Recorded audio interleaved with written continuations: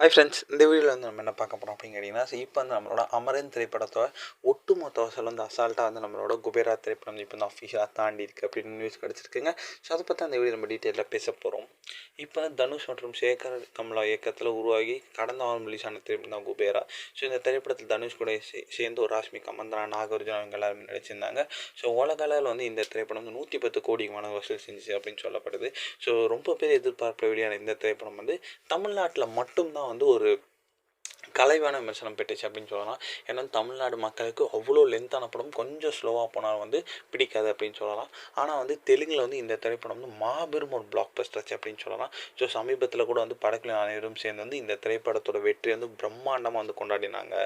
So இது வரைக்கும் வந்து தெலுங்கில் மட்டுமே கிட்டத்தட்ட வந்து 55 கோடி மடங்கு வசூல் செஞ்சுருக்கு அப்படின்னு சொல்லப்படுதுங்க.